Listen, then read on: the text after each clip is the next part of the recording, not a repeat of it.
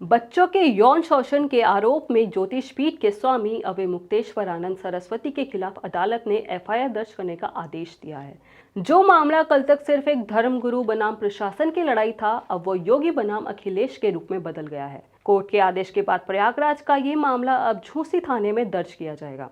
शिकायतकर्ता ने अदालत को एक कथित सीडी सौंपी है, जिसे आश्रम के भीतर हुए यौन शोषण का सबूत बताया जा रहा है। आइए जानते हैं कौन है अवधूतेश्वरानंद सरस्वती, अखिलेश यादव ने इस पर क्या कहा, कौन है शिकायतकर्ता और क्या है सीडी का सच।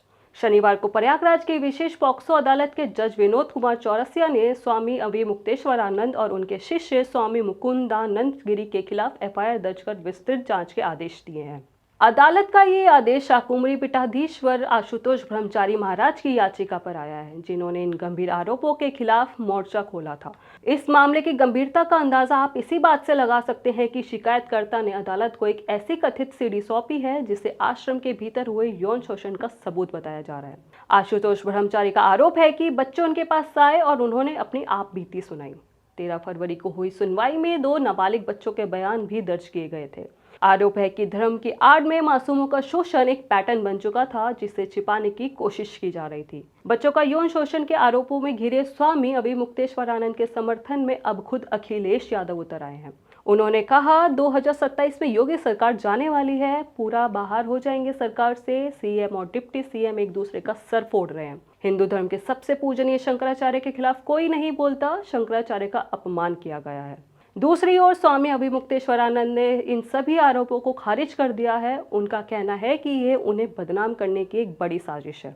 स्वामी जी का दावा है कि चूंकि मैं सरकार की नीतियां और गौरक्षा के मुद्दे पर मुखर होकर आवाज उठाता हूं, इसलिए कुछ लोग मुझे निशाना बना रहे हैं।